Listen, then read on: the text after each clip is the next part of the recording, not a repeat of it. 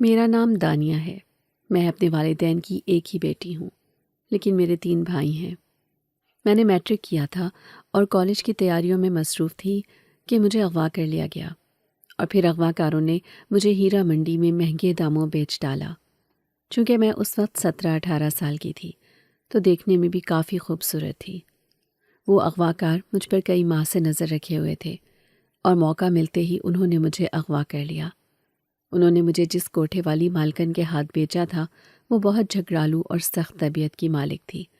مجھے بیچنے کے دوسرے دن ہی اس نے مجھے لوگوں کو دکھانا شروع کر دیا تھا۔ میں نے بہت احتجاج کیا، وہاں سے بھاگنے کی کوشش بھی کی، لیکن پھر بھی میں بھاگ نہیں پائی۔ میں پکڑی جاتی تھی اور پھر مالکن مجھ پر تشدد کرتی تھی، مجھے جلا دیتی تھی۔ میں تو اپنے گھر والوں کی لاڈلی بیٹی تھی، نہ جانے وہ کس حال میں ہوں گے۔ وہ مجھے تلاش کر کر کے تھک چکے ہوں گے۔ ماں بھی پتہ نہیں کیسی ہوں گی۔ انہوں نے تو تصور تک نہیں کیا ہوگا کہ میں اس حال میں بھی ہو سکتی ہوں۔ میں جب گھر سے بھاگ کر جانے لگی تھی تو مالکن نے مجھے ہنس کر طنزیہ انداز میں کہا تھا کہ مجھے تو اب گھر والے قبول ہی نہیں کریں گے۔ اتنے ماہ گھر سے باہر رہنے والی لڑکی کو معاشرہ قبول ہی نہیں کرتا، اور نہ ہی وہ اسے دوبارہ پہلے جیسا مقام دے سکتا ہے۔ مالکن نے مجھے یہ بھی کہا کہ میرے والدین تک مجھے قبول نہیں کریں گے۔ وہ سمجھیں گے کہ میرا کسی سے چکر تھا اور اس نے مجھے استعمال کر کے چھوڑ دیا ہوگا اور میں دھوکہ کھا کر گھر واپس لوٹ آئی ہوں گی، جبکہ بھائیوں نے تو مجھے دیکھ کر ہی میرا گلا دبا دینا ہے۔ اتنا سنگین رد عمل سن کر ہی میری ہمت ختم ہو جاتی تھی اور دل بھی ٹوٹ جاتا تھا۔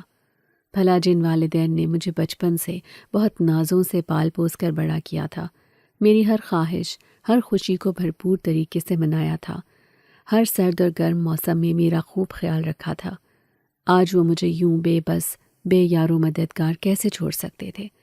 جب میں اصلیت بتاؤں گی تو وہ مجھے تنہا کیسے چھوڑیں گے؟ وہ بھائی جنہوں نے بچپن سے پیار سے میرے نخرے اٹھائے تھے، آج میرے کردار پر انگلیاں اٹھائیں گے اور مجھے جان سے مار دینے کی کوشش کریں گے؟ مجھے اس بات کا یقین ہی نہیں آتا تھا۔ جیسی میری عمر تھی، مالکن نے مجھے چاروں جانب سے گھیر لیا تھا۔ نہ میں آگے جا سکتی تھی اور نہ ہی پیچھے۔ مالکن میرے وجود کی وجہ سے اپنے پیسوں کو ڈبل کرنا چاہتی تھی، اور میں اپنی عزت بچانے کی خاطر ہر قسم کا تشدد برداشت کر رہی تھی۔ اس سب میں 1 سال تک اس نے مجھے صرف گھر کے کام اور ناچ گانے پر ہی لگائے رکھا تھا۔ مجھے فحش گوئی یا غلط کام پر مجبور نہیں کیا تھا، لیکن جیسے جیسے لوگ مجھے دیکھ کر میرا سودا کرنے کے چکر میں رقم بڑھانے لگے، مالکن کی نیت خراب ہونے لگی تھی۔ وہ باتوں ہی باتوں میں میرا دھیان اس طرف لانے کی کوشش کرتی تھی۔ میں تو رب کا شکر ادا کر رہی تھی کہ میں غلط کام سے بچی ہوئی ہوں، اور آئندہ بھی پوری کوشش کر کے بچی ہی رہوں گی، لیکن مالکن کا کوئی ارادہ نہ تھا کہ وہ مجھے اب بخش دیں۔ میں نے گاہکوں کے پیر پکڑ کر انہیں ان کی اولادوں کے واسطے دیے کہ وہ مجھے چھوڑ دیں، لیکن انہوں نے بھی مجھ پر رحم نہ کھایا، بلکہ مالکن نے مجھے اس حرکت پر کمرے میں بند کر کے گرم چمٹے سے میرا جسم داغدار کر دیا۔ میری چیخوں سے کوٹھا گونج اٹھا، لیکن مالکن اور نہ ہی گاہک، دونوں کو ہی مجھ پر کوئی رحم نہ آیا۔ اس سب سے جب میری جان خطرے میں آ گئی اور مجھے لگا کہ اب میں بچ نہیں سکتی، تو اپنی عزت بچانے کی خاطر میں 2 دن کمرے میں بند ہو گئی، دروازہ بھی بند کر لیا، اور بھوکی پیاسی 2-3 دن تک میں وہیں بند رہی۔ مالکن کا غم اور غصے سے برا حال تھا۔ گاہک تو دروازہ توڑ ڈالنا چاہتے تھے، لیکن مالکن مطمئن انداز میں بیٹھ گئی۔ انہوں نے کہا کہ میں خود بھوک پیاس سے نڈھال ہوتے ہی دروازہ کھول دوں گی، اور پھر یہی ہوا۔ 3 دن بھوکے رہنے کی وجہ سے میرا گلا اور پیٹ اندر کو جا لگا تھا، جبکہ پانی کمرے میں موجود جگ میں پڑا تھا، مگر سردیوں کے باعث پانی اتنا پیا بھی نہیں جاتا تھا۔ میں صرف پانی پینے پر ہی اکتفا کرتی رہی، لیکن جلد ہی میری ہمت جواب دے گئی۔ ایک جانب بھوک سے نڈھال تھی، پیٹ کا سوال تھا، اور دوسری جانب عزت اور آبرو کو بچانے کا معرکہ سر کرنا تھا۔ مجھے سمجھ نہیں آ رہی تھی کہ میں کیسے خود کو اس چنگل سے آزاد کروں۔ گھر سے بھاگ کر بھی دیکھ چکی تھی، باہر کھڑے چوکیدار ہمیشہ پکڑ لیتے تھے، اور اس کے بعد تشدد الٹا برداشت کرنا پڑتا تھا۔ میں نے بھوک کو پس پشت ڈال کر کمرے میں تلاشی لی اور ایک بلیڈ لے کر نس کاٹ لی، کیونکہ اس کے علاوہ مجھے کوئی اور حل سمجھ نہیں آتا تھا۔ قسمت کی دیوی مجھ پر پھر بھی مہربان نہ ہوئی، وہ مجھ سے ناراض ہی رہی۔ میں پھر بھی بچ گئی۔ دروازے کے نیچے سے خون کو بہتا دیکھ کر مالکن نے دروازہ توڑ دیا۔ مجھے بروقت ہسپتال لے جایا گیا۔ چند ہی دنوں میں صحت یاب ہو کر میں دوبارہ اسی تشدد خانے میں واپس آ گئی، جبکہ اس حرکت کی وجہ سے مالکن نے مجھے کچھ نہیں کہا۔ کافی دن تک وہ خاموش رہی اور میری مکمل دیکھ بھال کی گئی۔ مجھے حیرت بھی ہوئی کہ آخر مالکن کے دماغ میں چل کیا رہا تھا، ورنہ وہ تو اس حرکت پر مزید مار مار کر میرا برا حال کر دیتی، لیکن وہ چپ تھی اور میں اسی بات پر حیران پریشان اور سوچوں میں گم رہنے لگی تھی۔ مجھے یہ خاموشی کسی طوفان کا پیش خیمہ لگ رہی تھی۔ تمہیں کام کرنا پڑے گا ورنہ ہمارا یہ کوٹھا کیسے چلے گا؟ ایک دن میں دوائی لے کر سونے ہی لگی تھی کہ مالکن کمرے میں چلی آئیں۔ ساتھ ہی 2 لڑکیاں اور بھی تھیں جو خاص خدمت کے لیے ہوتی تھیں۔ کمرے میں ان کے داخل ہوتے ہی میں سمجھ گئی کہ وہ ضرور مجھ سے کچھ کہنے آئی ہیں۔ جلد ہی انہوں نے اپنا مدعا مجھے بیان کر دیا، جسے سن کر میں دل ہی دل میں کانپ سی گئی۔ مالکن، آپ مجھ سے گھر کا ہر کام کرا لیں، لیکن یہ مت کرائیں۔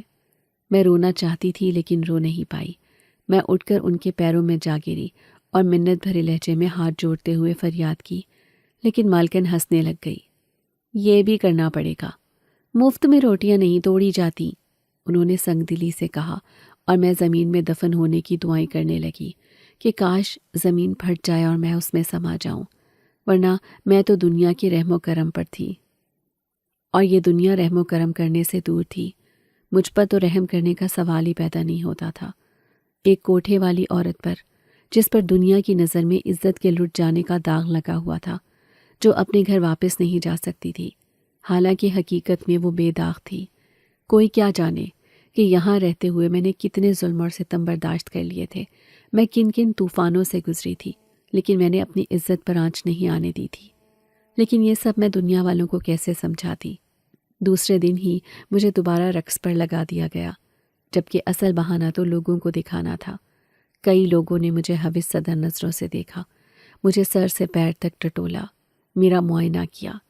پھر کئی گاہکوں نے بولی لگانی شروع کر دی۔ مالکن نے میرے دام بڑھا دیے، گاہکوں نے بولی میں مزید بڑھانے کی کوشش کی، یہاں تک کہ ایک حد تک بڑھ جانے کے بعد مالکن نے میرا سودا کر دیا۔ میں بے حس اور ساکت نظروں سے اپنے آپ کو بھری محفل میں رسوا ہوتے دیکھتی رہی، کیونکہ اس کے علاوہ میرے پاس کوئی اور چارہ نہیں تھا۔ میں نے احتجاج کیا، روئی، گڑ گڑائی، لیکن کسی پر میرا اثر نہ ہوا۔ اس مرتبہ مجھ پر نگرانی بھی بہت سخت اور کڑی کر دی گئی تھی۔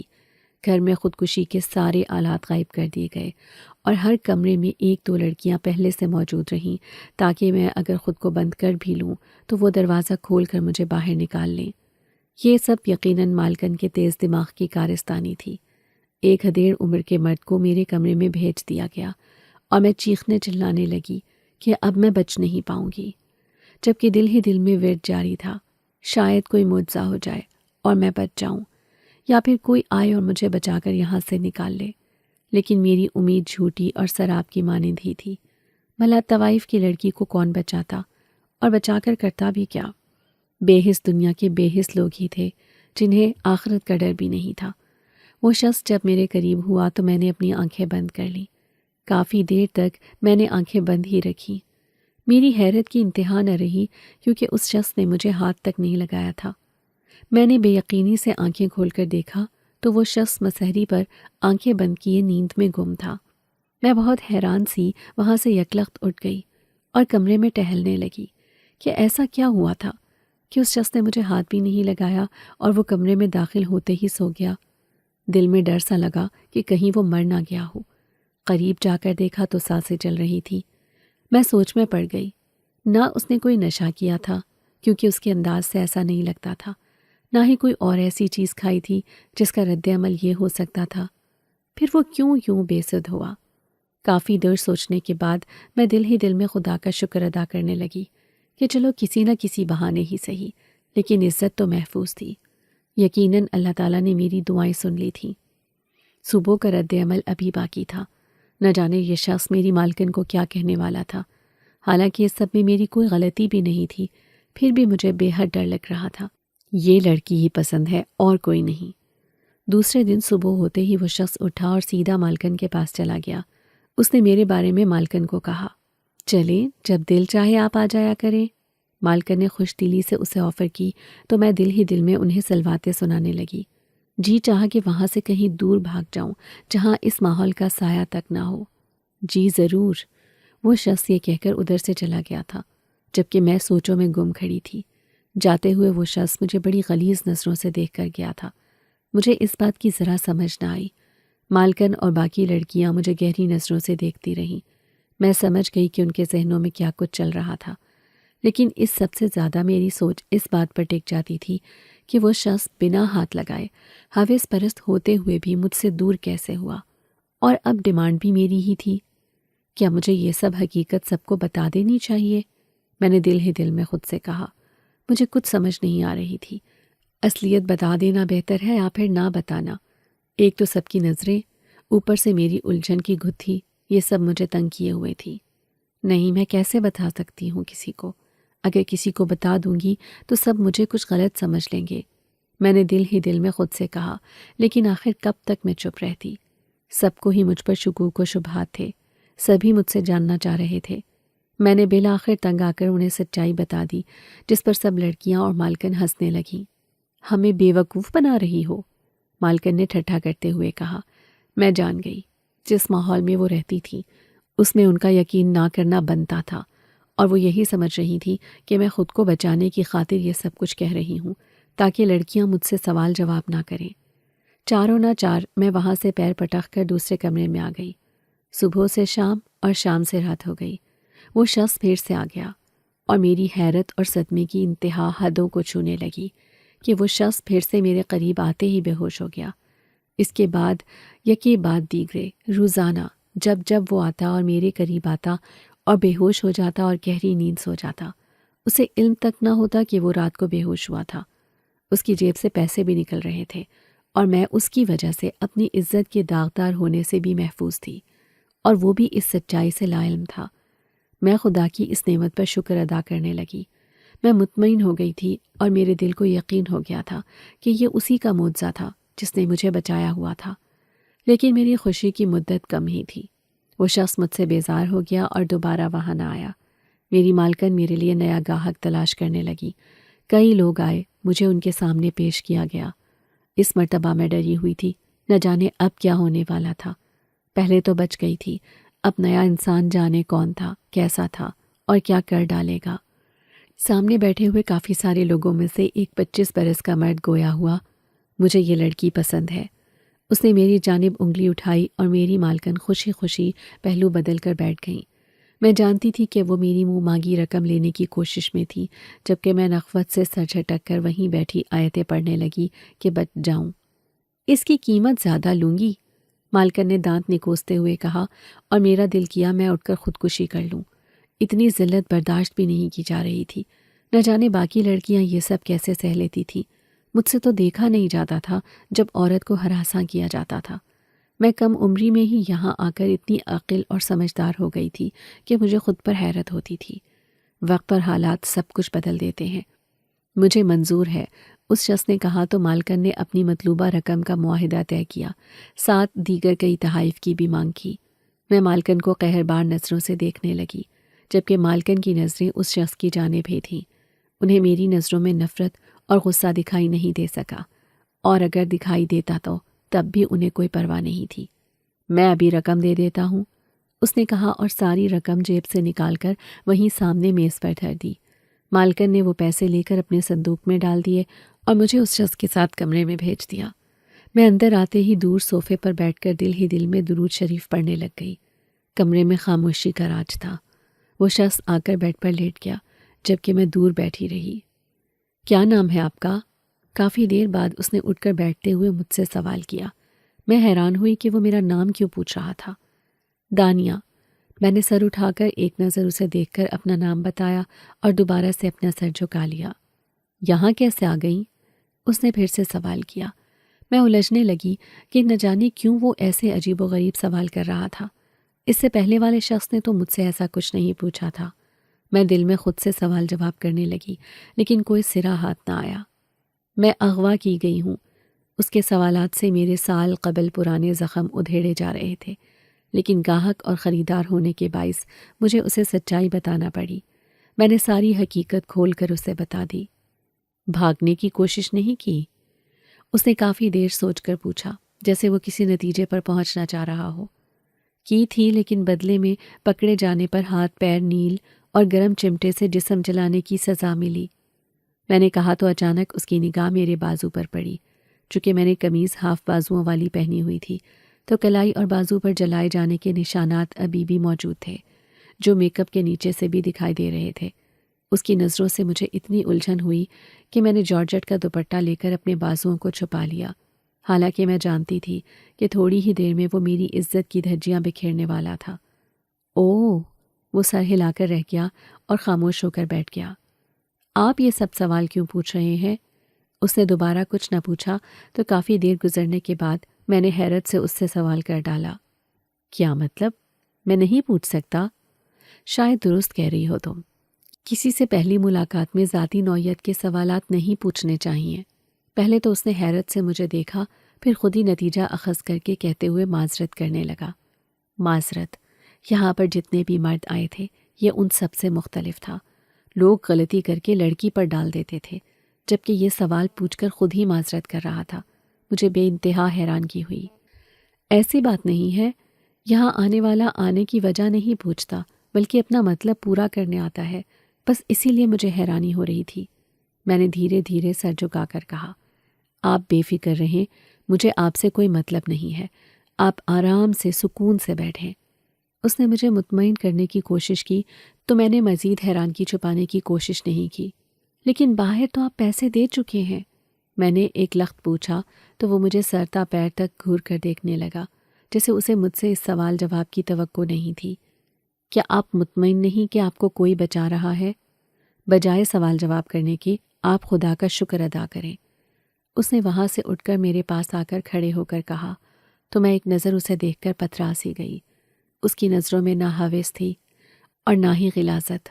یہاں اتنے عرصے رہ کر میں لوگوں کی نظروں کو پہچاننے لگی تھی۔ کس نظر میں کیا ہے میں جانتی تھی۔ اس کی نظروں میں عزت اور احترام تھا، جسے دیکھ کر میری آنکھوں میں ایک لخت آنسوؤں کی لڑی جاری ہو گئی۔ میرے آنسو رکنے کا نام ہی نہیں لے رہے تھے۔ یہ تو ہے، میں نے ذرا سنبھل کر سر ہلا کر کہا اور دل ہی دل میں اللہ کا شکر ادا کرنے لگی۔ چلیں پھر جا کر نماز پڑھیں، شکرانے کے نفل ادا کریں۔ ویسے میرا نام سنی ہے، آپ مت کہا کریں، سنی کہہ سکتی ہیں، اس نے کہا اور ساتھ ہی اپنا نام بھی بتایا۔ میں نے اسے تشکر آمیز نظروں سے دیکھا اور اٹھ کر شکرانے کے نوافل ادا کرنے کے لیے جائے نماز اٹھا لی۔ میں جب تک نوافل پڑھتی رہی وہ شخص مجھے اپنائیت سے دیکھتا رہا۔ اس کے دیکھنے پر مجھے الجھن نہیں ہوئی تھی، حالانکہ اگر کوئی دوسرا ہوتا تو اب تک میں غصے سے جھنجھلاہٹ کا شکار ہو جاتی یا دل ہی دل میں مقابل کو گالیاں دیتی۔ اس کے اس احسان پر میں اس کی بے حد ممنون تھی۔ صبح ہوتے ہی وہ چلا گیا تھا، جبکہ میں صبح سے شام اور پھر شام سے رات تک مسکراتی ہی رہی۔ سب لڑکیاں مجھے مشکوک نظروں سے دیکھتی رہیں، لیکن اب مجھے کسی کی نظروں کی پرواہ نہیں تھی۔ میں بس مطمئن اور بے پرواہ ہو کر ہر جانب گھومتی پھرتی رہی۔ ایسے لگا تھا کہ جیسے میرے ارد گرد کوئی حفاظتی حصار ہے اور اب کوئی مجھے غلط نظر سے نہیں دیکھ سکتا۔ سنی جمعرات کے دن نہیں آتا تھا۔ میں نے کمرے میں لیٹنے کی کوشش کی تو اس کی غیر موجودگی میرے دل میں بے چینی بڑھا رہی تھی۔ میں جوتیاں پہن کر کمرے سے باہر نکل آئی۔ میں چہل قدمی کرنے لگی تھی۔ ابھی میں ہال میں ہی تھی کہ مجھے پائل کی آواز سنائی دی۔ میں چونک اٹھی۔ یہ کوٹھا تھا تو پائل استعمال کرنا تو معمولی بات تھی، لیکن رات کے اس پہر کوئی بھی لڑکی پائل نہیں پہنتی تھی۔ سب مجبوری کے تحت دن میں پہنتی تھی۔ رات کے وقت سب اپنا زیور وغیرہ اتار دیتی تھی۔ میں دھیرے دھیرے قدم اٹھاتے ہوئے ہر ایک کے کمرے کے قریب سے گزرتی گئی۔ میں نے ہر جگہ دیکھا مگر کوئی دکھائی نہ دیا۔ میں حیرت زدہ سی وہیں کھڑی رہ گئی۔ کون ہے یہاں؟ پائل کی چھن چھن کی آواز تیز ہوئی تو میں نے ڈر کر پوچھا۔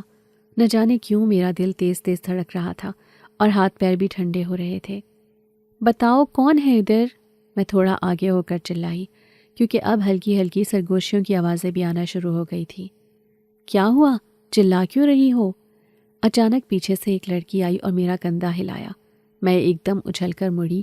میں نے دیکھا کہ وہ مجھ سے 2 سال بڑی لڑکی تھی جس کا نام رانی تھا، اور وہ مجھے حیرانگی سے دیکھ رہی تھی۔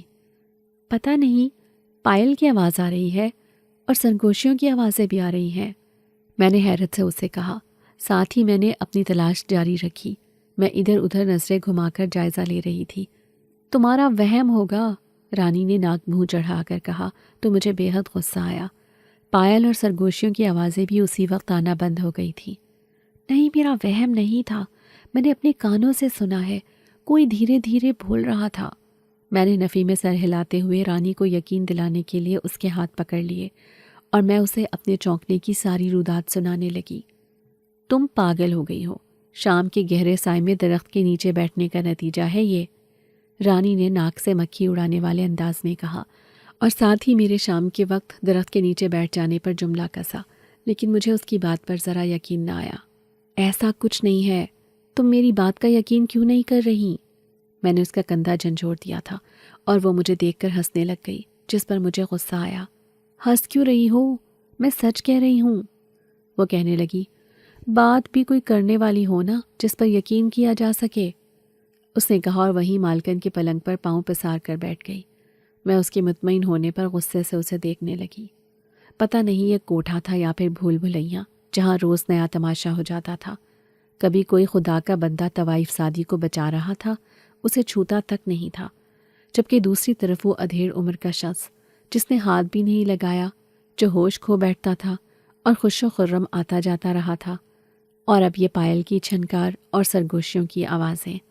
میں اپنا سر تھامے رانی کے پاس ہی بیٹھ گئی۔ وہ میرے کندھے پر ہاتھ تھپک کر مجھے دلاسا دینے لگی۔ ہم دونوں ہی اچھی خاصی دوستیں تھیں۔ جب یہاں آئی تھی تو سب مجھے زہر لگتے تھے، جبکہ رانی کی محبت اور پرخلوص عادت نے مجھے اس کی دوستی قبول کرنے پر مجبور کر دیا تھا۔ کیا کر رہی ہو تم دونوں؟ پھر سے بھاگنے کا ارادہ ہے کیا؟ اچانک مالکن اس طرف چلی آئیں اور ہم دونوں کو وہاں بیٹھے دیکھ کر پھونکاری۔ ان کی قہر بار نظریں مجھ پر ہی جمی ہوئی تھیں، جبکہ میں حیرت سے رانی کو دیکھنے لگی۔ نہیں، مجھے نیند نہیں آ رہی تھی تو میں باہر نکل آئی، میں نے سرنامے ہلاتے ہوئے مالکن کو کہا، لیکن ان کی نظروں میں شک بخوبی طور پر واضح تھا۔ میں دیکھ رہی تھی، انہیں مجھ پر یقین نہیں آیا تھا۔ تم پر مجھے یقین نہیں ہے، میرے ساتھ میرے کمرے میں سونے آؤ، انہوں نے کہا تو میں دل ہی دل میں چڑ گئی۔ اچھا، میں آتی ہوں، میں نے ناچاہتے ہوئے بھی سر ہاں میں ہلا دیا۔ اب تم جاؤ، مالکن نے رانی کو کہا اور وہ اپنے کمرے میں چلی گئیں۔ میں بے چارگی سے وہیں بیٹھی تھی۔ رانی نے مجھے خیالوں سے نکالنے کے لیے میرا کندھا ہلایا تو میں اسے دیکھ کر منہ بنا کر بیٹھ گئی۔ تمہاری وجہ سے مجھے یہ سزا مل رہی ہے، ساری رات خراٹوں کی آوازیں سننے کو ملیں گی، میں نے نروٹھے پن سے کہا تو وہ ہنسنے لگی۔ مالکن کے خراٹوں سے ان کی خاص ملازمائیں بھی تنگ تھیں، کوئی بھی رات کو ان کے پاس نہیں سوتی تھی اور میں اب اس ظلم کا نشانہ بننے والی تھی۔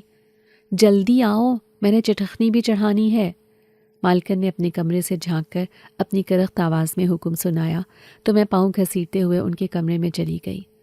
دوسری رات جب سنی آیا تو میرے لیے بے حد حسین نگینوں سے جڑا موتیوں کا لاکٹ لے کر آیا تھا۔ میں وہ لینا نہیں چاہتی تھی، لیکن اس نے مجھے زبردستی لینے پر مجبور کیا تھا۔ اس کی عزت افزائی پر میری آنکھیں اشکبار ہو گئیں۔ کون ہو تم؟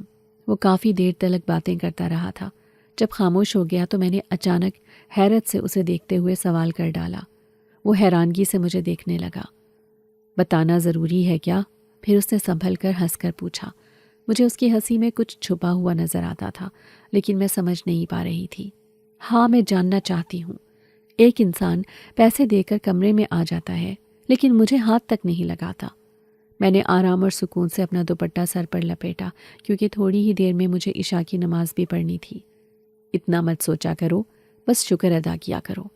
اس نے ہنستے ہوئے ہمیشہ کی طرح بات کو ٹالنے کی کوشش کی تو میں نے اسے خفگی سے دیکھ کر منہ بنا لیا۔ شکر تو میں ادا کرتی ہوں، لیکن میں حقیقت جاننا چاہتی ہوں۔ میں بھی ہٹ درمی سے اپنے سوال پر ڈٹی رہی۔ میں نہیں بتاؤں گا، اسے نہ میں سر ہلایا۔ بتا دینے میں کیا مسئلہ ہے؟ میں نے چڑھ کر کہا۔ مجھے یہ پہیلی سلجھانی تھی، آخر وہ کیوں میرے پاس ہو کر بھی مجھے ہاتھ نہیں لگاتا تھا، ورنہ اس عمر کے مرد تو ہوس پرست ہی واقع ہوئے تھے، اور کوٹھے پر آنے والوں کا تو مقصد یہی ہوتا تھا۔ بہت بڑا مسئلہ ہے، اسے سر جھکا کر کہا تو مجھے تعجب ہوا۔ تم اتنے بڑے گھر کے لگتے ہو، تمہیں کیا مسئلہ ہو سکتا ہے؟ میں نے حیران ہو کر کہا تو وہ ہنسنے لگ گیا، جیسے اسے میری بات مذاق لگی ہو۔ بڑے گھر والوں کو مسئلے نہیں ہوتے کیا؟ اس نے جھکا ہوا سر اٹھایا اور حیران ہو کر مجھ سے پوچھا۔ ہوتے ہیں، لیکن تم یہاں کے لیے ٹھیک نہیں ہو، یہ جگہ اچھی نہیں ہے۔ میں نے صاف گوئی سے کام لیا تھا، جو کہ حقیقت بھی تھی۔ یہ کوٹھا یہاں آنے والوں کا نام خراب کر دیتا تھا، جبکہ وہ نیک انسان تھا۔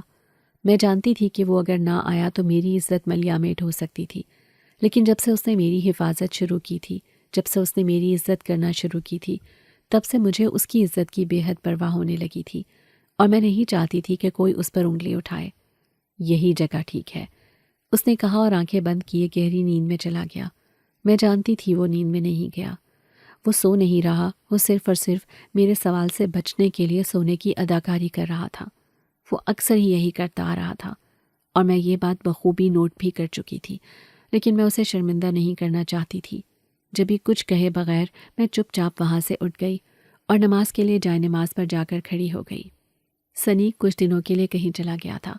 جاتے ہوئے وہ مالکن کو کہہ کر گیا تھا کہ وہ مجھے ستائے نہیں، اور اگلی کئی راتوں کے لیے وہ مجھے کسی بھی مرد کے پاس نہ بھیجے۔ اگلی راتوں کے پیسے بھی دے کر گیا تھا۔ اسے گئے 2 ہفتے ہونے کو تھے۔ میں اس کے بنا بھٹکتی ہی رہتی تھی۔ مجھے ہر چیز، ہر منظر بے رنگ لگ رہا تھا۔ عزت تو محفوظ تھی، لیکن اسے دیکھنے کی عادت پڑ چکی تھی، اور اب ایسی عادت پڑی تھی کہ دل کا ہر کونا اداس تھا۔ میں کسی سے بات نہیں کرتی تھی، یہاں تک کہ رانی کو بھی اکثر نظر انداز کرنے لگی تھی۔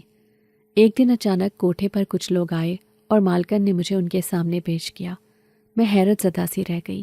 مجھے ڈر سا لگنے لگا، اور میرے خدشات لاحق ہو گئے کہ آنے والے حالات میرے لیے قیامت بننے والے ہیں۔ یہی ہوا۔ وہ لوگ واپس گئے تو مالکن نے مجھے اپنے کمرے میں بلایا اور بیٹھنے کا اشارہ کیا۔ میں شش و پنج میں مبتلا بستر کے ایک کونے پر ٹک گئی۔ میں نے تمہیں بیچ دیا ہے، آج سے وہ سنی نہیں آئے گا۔ مالکن کی آواز تھی یا پھر پگھلا ہوا سیسا جو میرے کانوں میں انڈیلا جا رہا تھا۔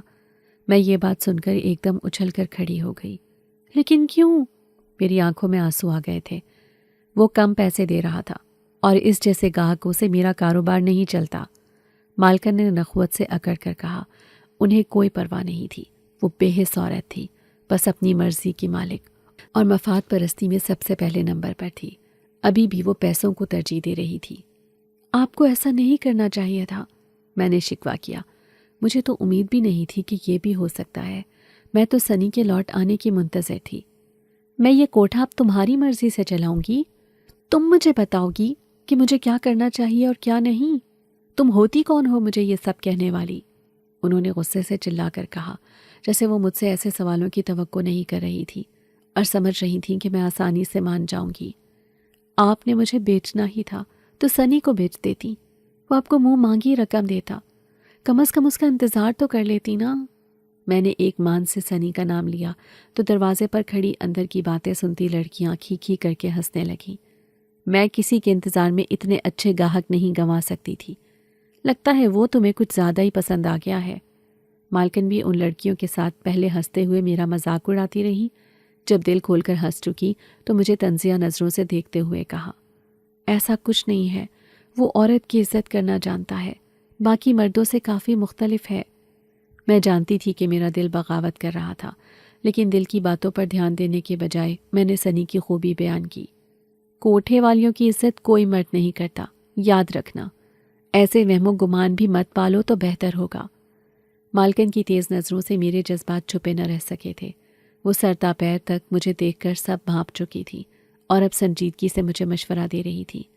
ان کی نظروں میں مجھے اپنے لیے ترحم دکھائی دیا، جس کی مجھے قطعاً ضرورت نہ تھی۔ ضرورت تھی تو اس کوٹھے پر رہنے کی جس پر وہ راضی نہ تھی بلکہ سودا کر چکی تھی۔ ایک وقت تھا جب میں کوٹھے سے فرار ہونا چاہتی تھی، اور آج وہ وقت تھا کہ میں کوٹھے سے فرار نہیں ہونا چاہتی تھی، کیونکہ یہاں سنی کی امید تھی۔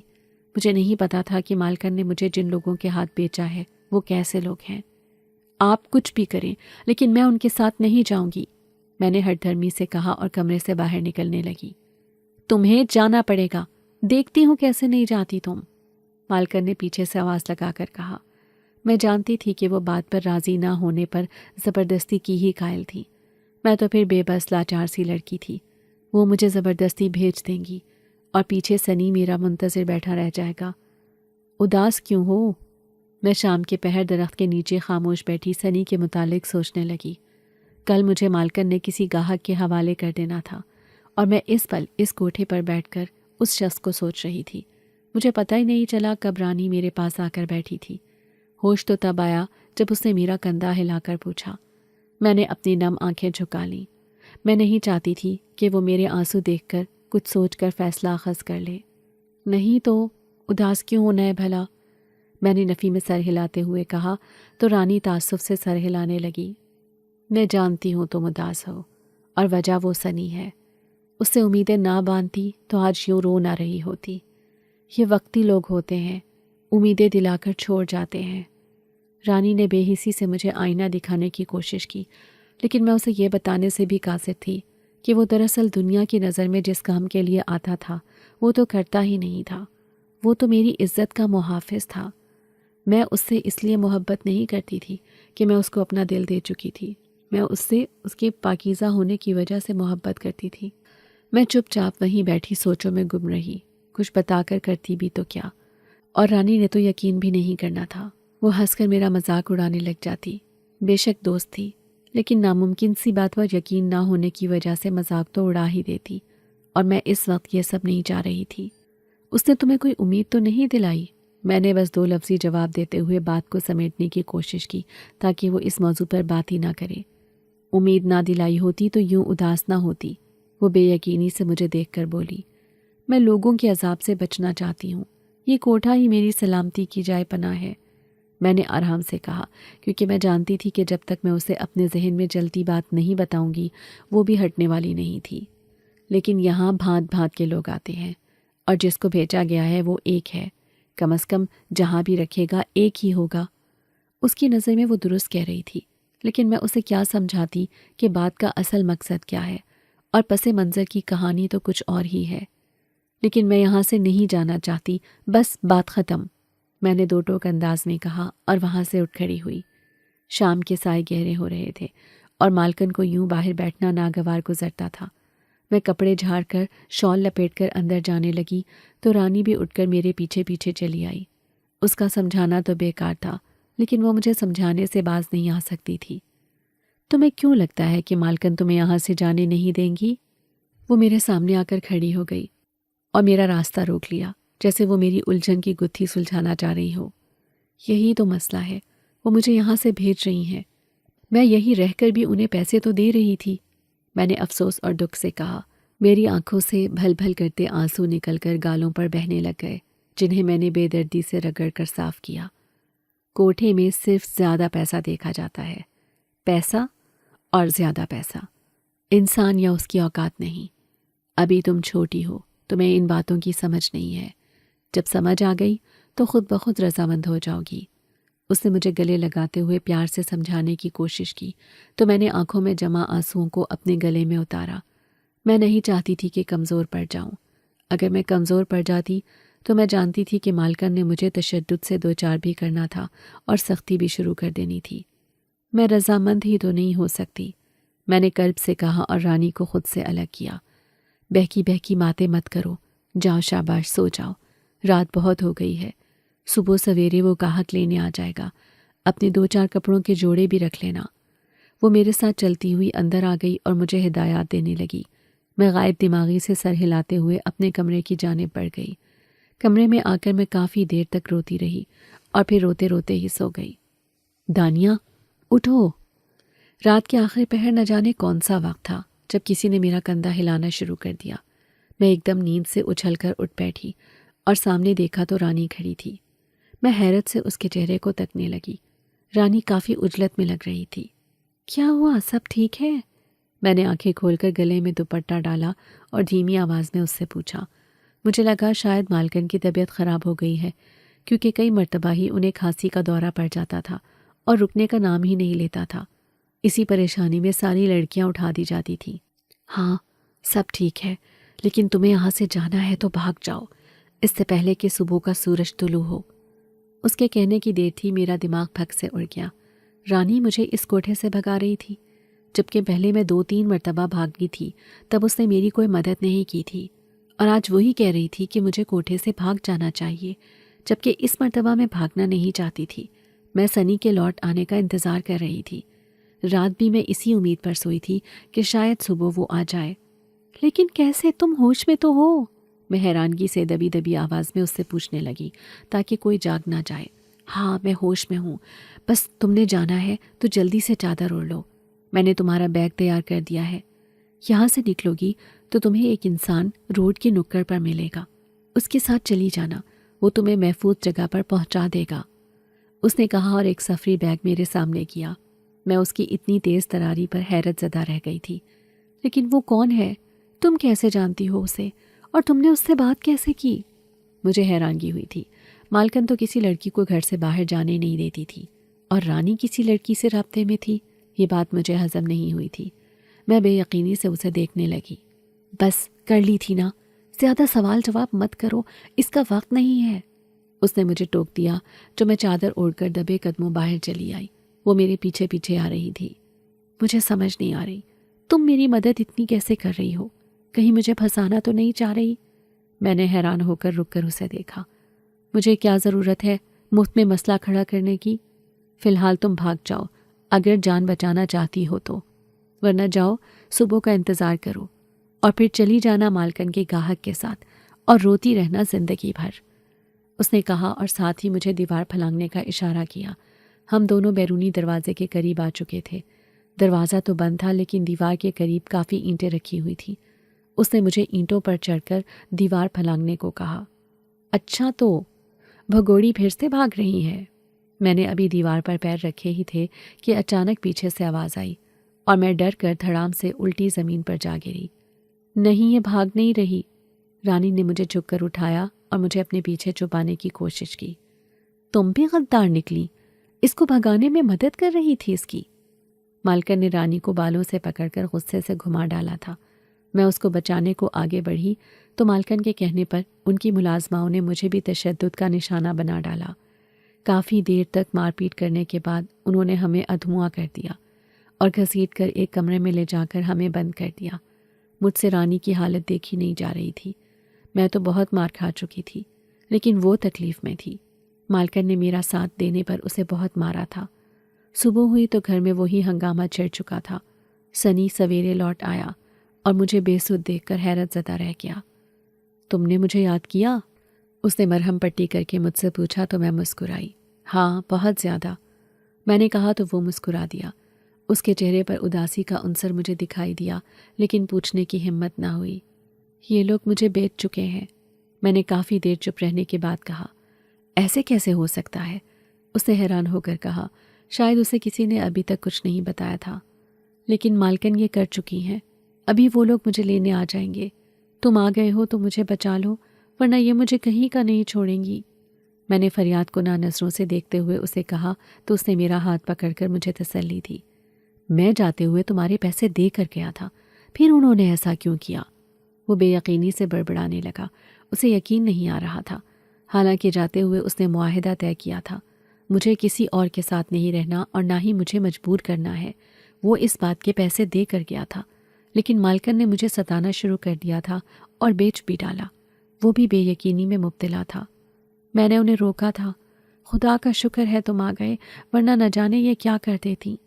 میں نے امید سے کہا۔ نہ جانے مجھے کیوں لگا کہ وہ مجھے بچا لے گا اور میں اس سب سے نجات حاصل کر لوں گی۔ رکو، میں جاتا ہوں، میں بات کرتا ہوں۔ وہ غصے سے اٹھ کر گیا تو میں بھی لڑکھڑاتے ہوئے اس کے پیچھے پیچھے چلی آئی۔ رانی نیند میں گم تھی۔ اس کی مرہم پٹی کر دی گئی تھی، بس وہ دوائیوں کے زیر اثر نیند میں تھی۔ آپ نے دانیہ کو کس کے ہاتھوں بیچا ہے؟ وہ تن فن کرتا مالکن کے سامنے جا کر تن کر کھڑا ہو گیا۔ میں نے دیکھا وہ غصے میں تھا۔ یہ سوال پوچھنے کا حق تم نہیں رکھتے، مالکن نے تنفر سے کہا۔ میں حق رکھتا ہوں کیونکہ یہاں سے جاتے ہوئے میں اس کے پیسے دے کر گیا تھا، اس نے پر اعتماد انداز میں کہا۔ وہ پیسے کل پورے ہو چکے، اب سے یہ تمہاری نہیں کسی اور کی امانت ہے، انہوں نے مجھے دیکھ کر کہا۔ میں سنی کے پیچھے چھپ گئی۔ اس کی جتنی قیمت آپ نے لی ہے میں ڈبل دوں گا، لیکن اسے یہاں سے لے کر جاؤں گا۔ میں نے دیکھا کہ وہ میری وجہ سے ایک کوٹھے کی مالکن کے آگے گڑ گڑا بھی رہا تھا۔ میں اپنی زبان سے مکر نہیں سکتی، تم کسی اور کو لے جانا چاہو تو لے جا سکتے ہو۔ مالکن نے باقی لڑکیوں کو سامنے آنے کو کہا۔ وہ ان سب کو سنی کے سامنے پیش کر رہی تھی۔ مجھے صرف دانیہ کو لے کر جانا ہے، کسی اور کو نہیں، سنی نے بے لچک انداز میں کہا۔ اوئے، کون ہے تو؟ یہ میری ملکیت ہے، میں اس کے پیسے دے چکا ہوں۔ اچانک وہ گاہک آ گیا جس سے مالکن نے میرا سودا کیا تھا۔ میں اسے دیکھ کر ڈر گئی۔ میں وہ ہوں جو تم سوچ بھی نہیں سکتے، خبردار جو اس کے قریب بھی آئے تو۔ اچانک دیکھتے ہی دیکھتے سب کی چیخیں بلند ہونا شروع ہو گئیں۔ میں نے دیکھا کہ سنی انسانی روپ سے نکل کر ایک روشن جن زادے کے روپ میں باہر آ گیا۔ میں بھی ڈر کر اس سے دور ہو گئی۔ کون ہو تم؟ مالکن کے ہاتھ میں چائے کا کپ تھا۔ سنی کو جن زادے کے روپ میں بدلتا دیکھ کر ان کے ہاتھوں سے پیالہ گر کر زمیں بوس ہو گیا۔ ان کے چہرے پر خوف و ہراس طاری تھا۔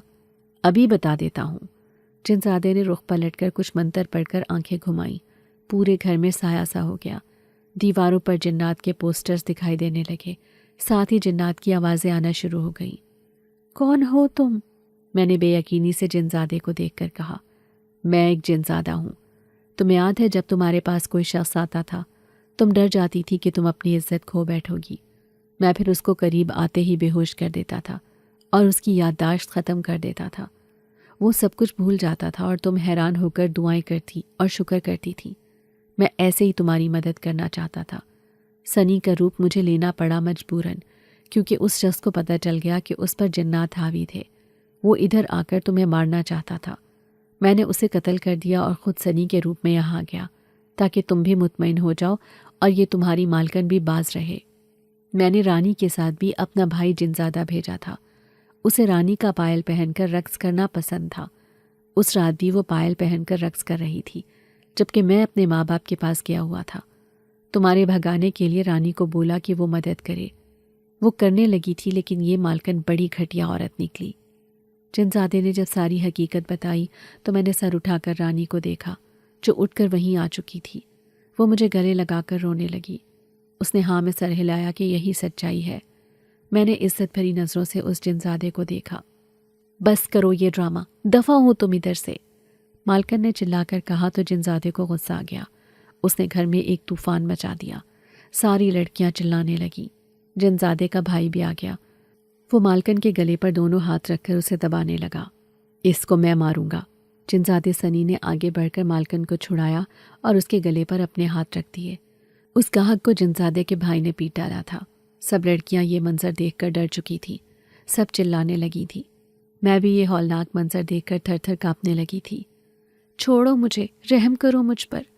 مالکن نے اپنے ہاتھ پر مارتے ہوئے خود کو بچانے کی کوشش کی، لیکن وہ بچا نہیں پا رہی تھی۔ تم نے رحم کیا تھا کسی پر جو میں تم پر کروں؟ جنزادے نے چیخ کر پوچھا اور منتر پڑھ کر ایک گول دائرے میں بڑا سا آگ کا الاؤ دہکا دیا۔ پہلے مالکن کو تڑپا تڑپا کر اس کا گلا گھونٹا، اس حد تک کہ وہ گھٹی گھٹی سانسیں لینے لگی تھی۔ پھر اسے اٹھا کر آگ کے الاؤ میں پٹخ دیا۔ مالکن چیخنے لگی۔ فضا میں ہولناک چیخوں نے ارتعاش پیدا کر دیا تھا۔ تھوڑی ہی دیر میں مالکن جل کر راکھ ہو گئی اور وہ گاہک جان بچا کر بھاگ نکلا۔ میری اور باقی لڑکیوں کی اس کوٹھے کے فحش کاموں سے مکمل طور پر جان چھوٹ گئی تھی۔ کوٹھے کو ختم کر دیا گیا اور سب لڑکیاں اپنے اپنے گھر چلی گئیں۔ کافی لڑکیاں اغوا ہو کر ہی آئی تھیں۔ کچھ کے گھر والے ہی نہیں تھے، وہ وہیں کوٹھے پر ہی رہیں، لیکن یہ دھندا ختم کر دیا گیا، جبکہ میں بھی اپنے گھر آ گئی تھی۔ میرے بھائیوں اور والدین نے کچھ نہیں کہا۔ انہوں نے جنزادے سے جب یہ ساری کہانی سنی تو جنزادے کا شکریہ ادا کیا۔ میں نے بھی تہہ دل سے جنزادے کا شکریہ ادا کیا اور اپنی پڑھائی کو مکمل کرنے کا ارادہ کیا تو سب نے میری ہمت بڑھائی۔ جنزادہ مجھے اس کے بعد بھی ملنے آتا رہا۔ جب کبھی مجھے ضرورت پڑتی تھی وہ میری مدد بھی کرتا رہتا تھا۔